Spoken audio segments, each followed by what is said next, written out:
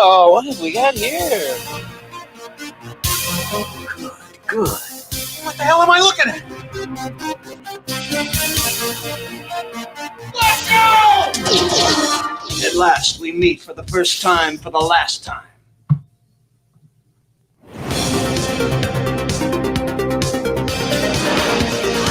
Here goes nothing. Oh, no. Do something! Do something! Do something!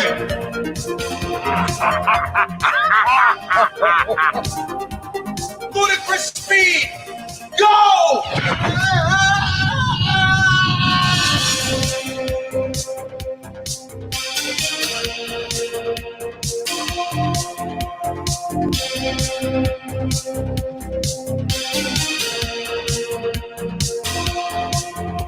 Everybody got that? All right. How's everybody doing out there? Welcome to Midnight's Edge After Dark. I'm Tom, and this is Andre with me here. How you doing? I'm excellent. And how about yourself? I'm doing stupendous. If anybody's wondering what's going on, if you couldn't tell from that trailer, in roughly an hour, we're going to be doing a watch party. Isn't that right, Andre? But it's not going to be on here, the main channel. No, that is correct. This is actually the first watch party that that we've ever been associated with, at least that I have. And it's not on Midnight's Edge. We're guests on another watch party. So you're going to have to sign up to Discord to see it over at their service. And it's the people behind the documentary In Search of Tomorrow that are the ones ultimately behind this watch party. So we're guests on their platform. But of course, we'd like to invite as many as possible to join us for that. And speaking of joining, greetings, Script Doctor. Greetings, Tom. Greetings, Andre. How are y'all doing today? May the Schwartz be with you. Yes, indeed. May the Schwartz be with us all. There's an upside and a downside. Yeah. I got the downside, yeah. Exactly. Everybody got that? Like that movie is I think that movie is probably better and more relevant today than it was when it was made. Well, what's funny, it was made at the 10-year anniversary, basically, of Star Wars. And here we are now 40 plus years later for the original film and 30 plus years since Spaceballs. And yeah, Spaceballs has got to be one of the most quotable films of all time. Hands down. Absolutely. And the funny thing is that to me, it's my Star Wars. It really is when I think about it. Because I didn't grow up with Star Wars. Star Wars was there in the background. My friends talked about it as it was the best thing since sliced bread. But I never saw it until I was much, much older. So when I first saw Spaceballs, when it aired on TV locally in Norway, that would have been like sometime in the very early 90s. I honestly didn't know it was a parody of Star Wars. Right. Well, the way it's made, I mean, if you didn't, like you said, if you're not aware of Star Wars, Star Trek, those kind of things, I mean, it could be seen as just a regular kind of goofy comedy. Sci-fi film, yeah. Yeah. Yeah, until you get to like the Mega Maid part. Yeah, that's kind of like what it was for me. Because I knew that there was something called Star Wars, and I knew of Star Trek. Like I was aware of those concepts, I was aware of their existence, but I hadn't seen them. But I did see I did see Spaceballs, and then like a few years later, when I first happened to catch a glimpse of Star Wars, I was like, "Oh, okay, so that's what Spaceballs was all about." And that was like a revelation to me, believe it or not.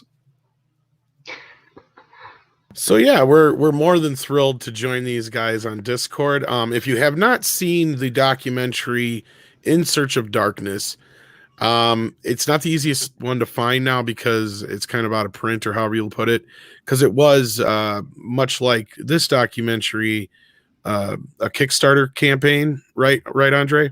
Yeah, that's about it. So basically, everyone that supported the Kickstarter, they got a copy of it. And it hasn't gotten like any proper distribution since. So like you can't find it on Netflix or something. I trust that is a matter of time.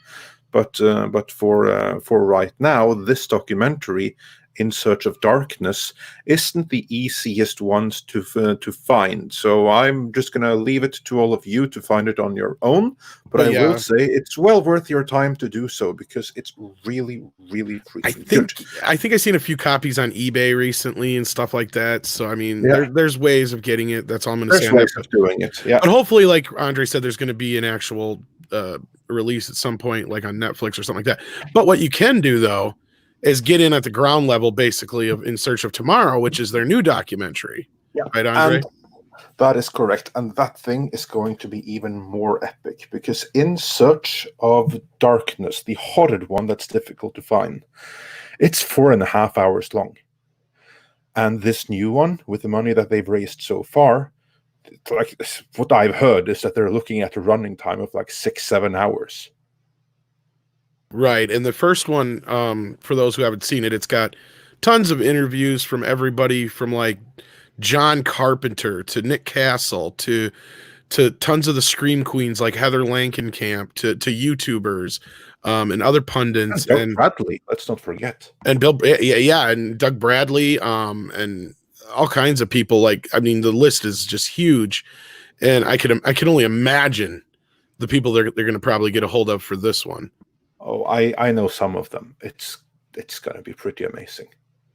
So yeah, we're going to be watching the movie with the a couple of the producers from this documentary in about an hour, and we hope to see you over there. The link is in the description. So that's how you get to the watch party.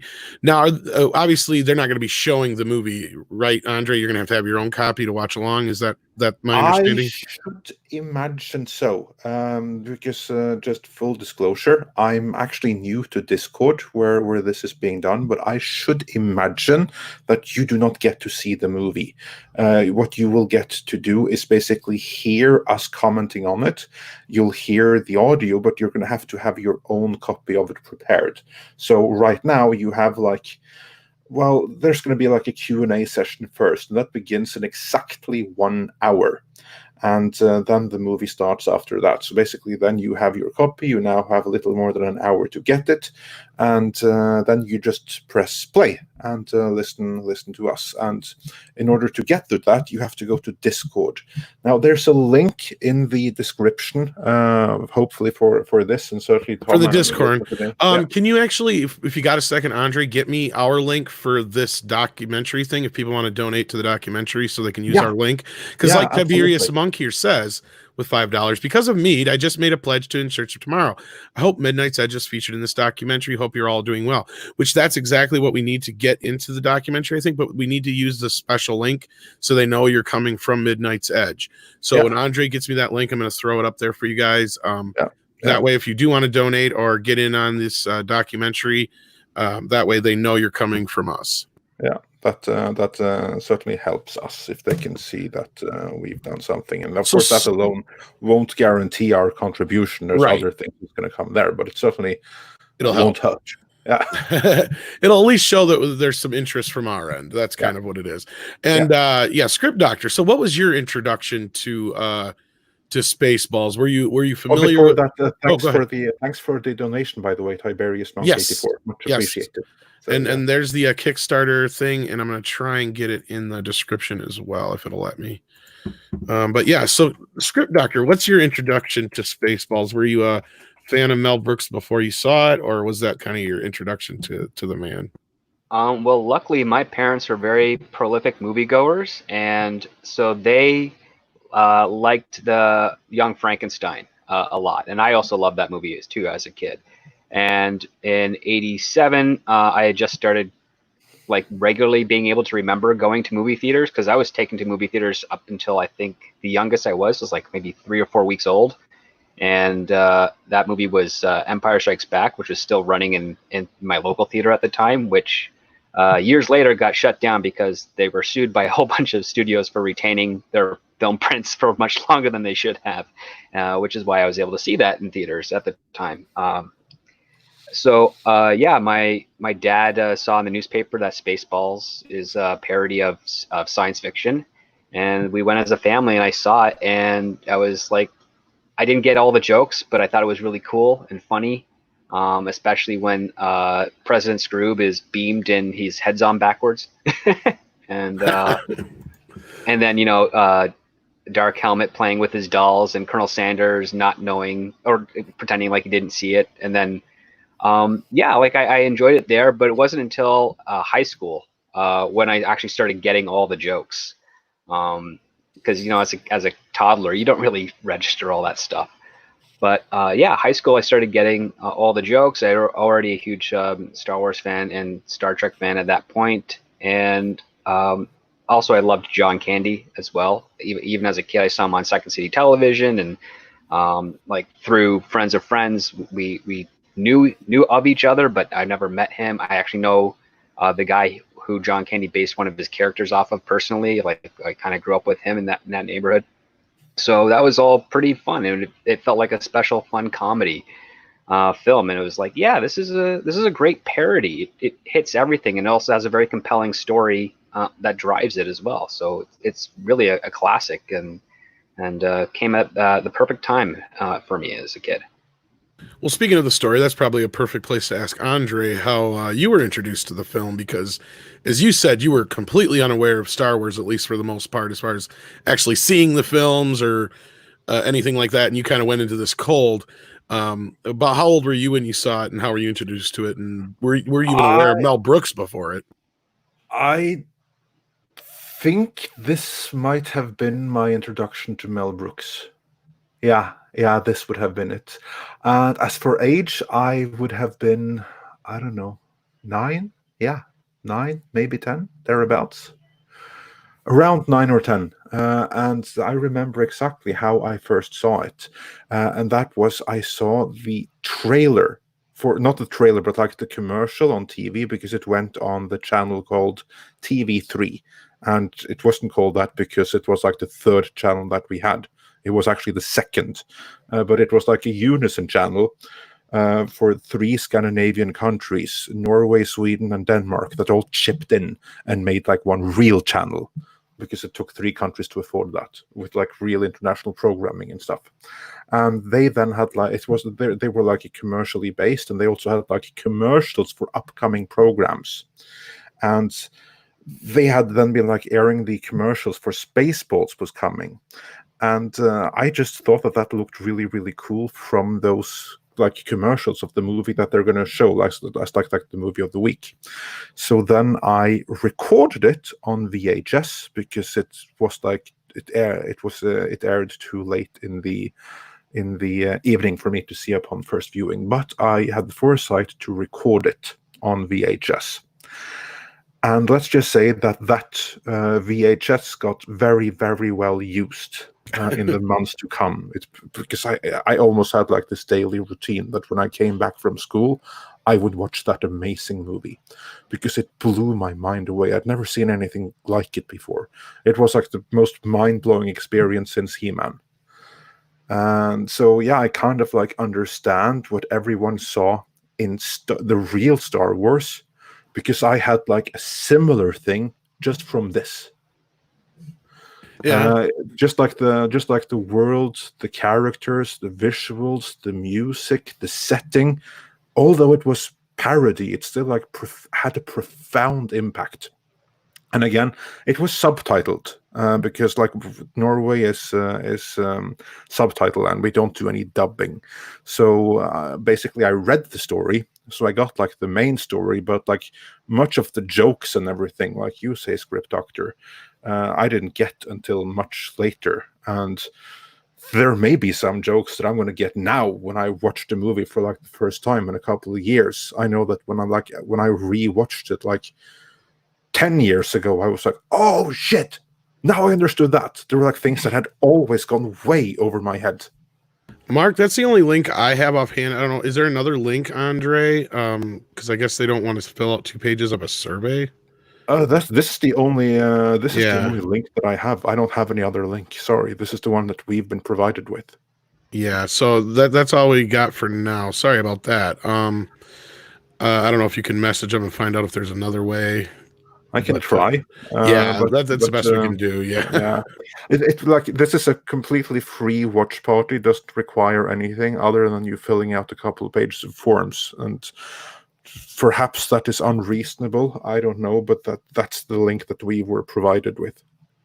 Yeah, that's the best I can do for the moment in time. We'll see if we can do anything else. Other than that, what was there any more memories of Spaceballs that you wanted to share, Andre? Or I didn't mean to interrupt you there, but Yeah, no, absolutely. So yeah, no, those are. Even though it was something that I didn't really share with anyone else, because I was the only one completely taken by Spaceballs. Yeah, I did show it with my friend Thomas, who I've mentioned a couple of times before. I shared it with him, and he loved it too. So it was like the two of us. But it wasn't like a huge cultural thing. And eventually, like, I moved on for it. But I always retained my childhood affection for Spaceballs, and also the ship Spaceball one of my favorite spaceships in fiction. they break for no one. Yeah, exactly. Exactly. If I didn't run, by the time I get here, the movie would be over. I love that. That and the beaming scene. I'm not so sure about this beaming thing. Is it safe? Oh yeah, Snotty beamed me twice last night. It was wonderful. Yeah. It was wonderful.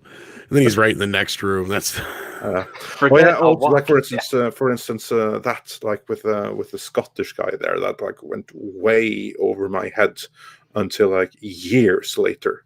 Like, oh, it's Scotty. Gotcha. Yeah. I don't think I figured that out until like 2005. Yeah, no, sorry, I mean, sorry, I take it back. I didn't figure that out until 2006, or because that's when I saw the original series for the first time. Gotcha. Yeah, like I mean, I saw it. My dad at the time where he worked, he used to get movies like just before they would come out, and when we would get them, they would actually still be in the plastic and everything in the cases and everything. Like they weren't in a plastic case or nothing like that. They were still in the original covers. So like for years, I just thought that's how people got movies. It wasn't until a couple of years later that I finally rented a movie from the video store, and I was all bummed because I didn't get the case to look at the same time I was watching the movie. So like it was one of those movies that I just remember seeing when it first came out. And to me, you know, outside of, you know, I got a lot of the Star Wars jokes and some of the Star Trek references and the Planet of the Apes joke and all that kind of stuff. So I totally got all the jokes. And like you, Andre, this was my introduction to Mel Brooks as well. But I mean, I may have seen Blazing Saddles before this on TV, but just didn't remember it. But yeah, so like this totally kind of brought me on board with this. And like I said, I was totally got all the jokes for the most part, aside from some of the sexual jokes, maybe because I was like 7 or 8 years old when I seen it the first time. More significantly, though, it was the last movie I watched and rented before we made our first big move from my childhood home. So that's where it's more significant in my memory in that sense. Because I mean, I don't remember the 100 times I watched it before that, but it just happened to be the last movie that I rented and watched before we moved. It was just kind of weird that I remember that, but yeah. And for some reason, also, I remember when the first time I saw it, I had the flu like crazy. For some reason, that sticks out in my head. So the night we saw it, I must have just been sick as a dog. So that's all I remember for some reason. I know it's kind of weird, but you know what? I understand completely, because this would have been not the first, but one of the first things that I saw in our new house, because we moved to at that time, where we basically settled into the place where I would like grow up, for lack of a better term. So that was like one of the things of settling in there, I guess. This is a very good question. I brought this up before. Who owns the rights to Spaceballs? Still Mel Brooks, Fox? If Disney owns Fox now, can they put merchandise? Actually, MGM owns the actual rights to Spaceballs. Fox has had some distribution deal with MGM for a while. Now, I'm not sure where the rights exactly fall at this time. You know what that sounds to me? That sounds like a rights issue nightmare. Exactly. It sounds like what the old Batman show had, like the Adam West show had years ago. Yeah, when they tried to release that. Yeah, exactly. To me, this like maybe I'm wrong, but just the moment you said that, what I'm thinking is that MGM can put this one out, but no one can make another one unless all parties agree to it. Like, it depends on if MGM had distribution rights in perpetuity for all sequels, or if they just had it for this thing. If they just had it for that one thing, then the rights are now with Disney. Here's the thing, though, is funny is because the reason he brought it up, and it's true, that the only deal that Mel Brooks had to make with George Lucas when they made the film was he promised not to do any merchandising, because that was kind of the only kind of stipulation George had. But in the last few years, we've started to see T-shirts and other things. So maybe Fox has some kind of ownership in it, and that's where the deal, because like it seemed to have happened to start. I started my first T-shirt I got of Spaceballs was in 2015, and that's why I think it was right around the time that the whole Star Wars deal happened. Something was opened up to where they were able to do something, because that's when I got my first Spaceballs shirt, and then I've gotten another one since, and I've seen very few Spaceballs related materials out there, I guess, however you want to put it. I wouldn't call it quite merchandise, but maybe you can clarify for me, because I'm familiar with the deal between Brooks and Lucas, but was it just for toys or any and all merchandising, period? I think it was initially just for toys. I think it was just for toys. Because I remember bed sheets and pajamas and stuff that had Spaceballs on it as a kid. Yeah, that's what I think too. I also think that there was plenty of merchandise. I don't remember seeing any merchandise for Spaceballs as a kid. Now they had the sheets and stuff in the movie. I mean, maybe they did have it up in Canada because there's a different, if they were able to get away with more up there, but in other places, that's very, very possible. But as far as my recollection in the United States, there is not one single thing that was licensed merchandise for Spaceballs until recent years. Even Mecha's Schwartz rings, I don't even think those are like licensed. I think somebody made those because she's got the upside and the downside rings. And they look exactly like they do in the movie, but I think somebody actually made them. I don't think they were licensed. It'd be an interesting thing. Maybe that's something that we'll have to look into at some point here when we get some time. Speaking of looking into, guys, I have a question. Have any of you seen the follow-up animated series? Yes, I have. I've only seen like a half episode that was previewed online when that came out. There was only like 6 or 8 episodes, I think, altogether when it was said and done. There wasn't very many. It didn't last long. That's all I remember. It's out of print now, but you could get a DVD, I think, with all of them on it years ago. Yeah, but was it good? No. Yeah, the animation was shit. It was like Flash animation. The only voices you had, obviously, that were original were Mel Brooks and Daphne Zuniga, or however you say her name. And she sounded like shit. And Mel he's not a voice actor. No. He does do voice acting, but he's not as much as he wants to try it. He's not good at it. Yeah, because to me, I only saw like the promotional image, and it looked like so cheap, like Flash animation that I decided, I don't think so. The only one that was any good was the first episode, and that was just because it was like a flashback episode of Dark Helmet as a kid, and it was a parody of episode 1. And that's about the time the show came out, was like right after episode 1. Like right between episode 1 and 2, I think it was. So that was kind of where the spark of the whole thing, I think, came from in the first place, for the inspiration. But yeah, it was not very good. Like the guy they had doing John Candy, I can do a better version of John Candy than that. I can imagine. Also, I saw a great thing here. So going back to the merchandising, Strafe Gamer said, "I call false advertisement. Where's my Spaceballs to flamethrower?" The kids love that one. It's funny that you brought that up. It totally exists. Oh yes, you can get Spaceballs to flamethrower. You can. It's just not called Spaceballs to flamethrower. You see, Elon Musk's The Boring Company. Yeah, they have not a flamethrower. Yeah, it was very much so inspired by that one scene in Spaceballs.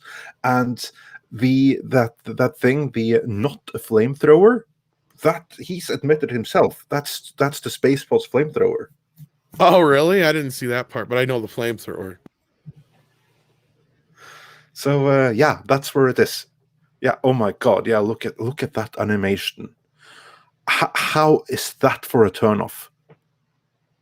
Well, it's That actually better than looks some of the better than Thundercats stuff. Then I was gonna say that actually looks better than the animation actually looks, because this is like this was for the DVD cover, I think. So it's all And doctored even- up with shadows and shit. Like the 2D animation does not look that good. and even that looks like crap. That makes me not want to see it. Just like I haven't seen any of like the animated Star Wars things. Maybe the stories are good. I don't know. Like just the animation puts me off that badly. Oh yeah, I was very disappointed with it, like extremely disappointed with it, especially considering Mel Brooks was involved and all that kind of stuff, and he was even writing and stuff in it. It was just like, how could it go so wrong? But yeah.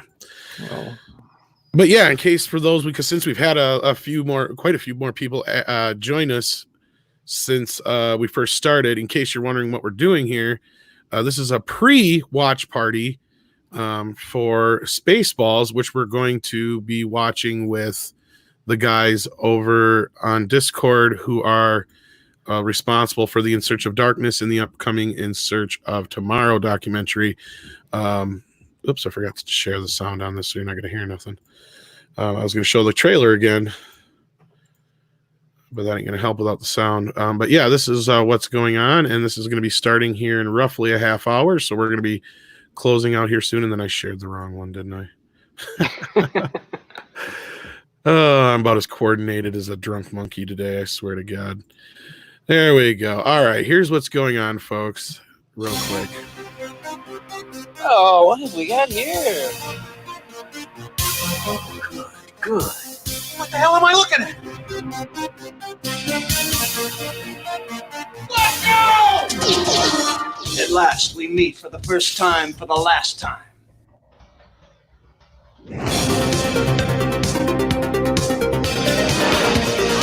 Here goes nothing. Oh, no. Do something! Do something! Do something!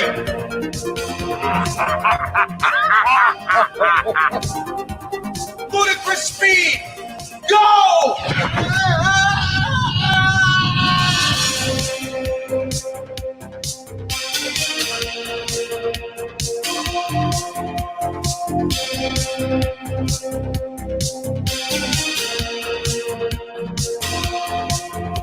Everybody got that? All right, so that's what's going on here. Did you get anything back about another link, possibly, Andre? Or no, I haven't heard anything. So we still only have that one link. So to join the watch party, the price of admission is then to fill out the forms. Sorry about that, but we're just the guests, and we cannot change the host's rules for admission. but we will, in the meantime, if we do get another link, we will try and share that with you guys. So, but yeah, we're just about running up on that time. We got a few minutes here before we need to kind of get ready to mosey on over there. Again, though, if you guys want to help out with that documentary, the link is also in the description below. We apologize for now for the link we have for the Discord for having to fill out all the makeup stuff if you gotta. Just if it'll let you through. I don't know. Yeah, no, it's very straightforward information. It's really more a matter of who are you, how old are you, stuff like that. It's basically just things that they gather for their own statistics, I guess. So it's very, very straightforward questions. So it shouldn't be anything too difficult to get the entry. But Yeah. Yeah. Matthew Matson, Mel doesn't have to make Spaceballs 2, The Search for More Money. Disney already did it. yeah, they're the coloring, real Spaceballs, aren't they? the coloring book and lunchbox and stuff when Yogurt's showing off the merchandise is like Transformers and crap on it. They didn't do a very good job covering up some of the stuff. very slapdash, but it was a good joke. At the same time, I wonder if it was meant to be that way. But yeah, so head on over there if you want to join us. Apologize for the long spiel you have to go through if you do. In the meantime, like I said, if we get a different link, we'll share that on Twitter and then the Facebook group, and I'll change the link in this description. But other than that, it's about that time. So yeah, we're gonna head on over there. I want to thank Script Doctor for hopping in with us. Hopefully we'll see you in the audience over at the Discord watch party along with everybody else who can join us. Yes, I'm actually really terrible at Discord, so I'll do my best to get in there. Me too. That's why I'm like deathly afraid of this thing. I'm like, ugh.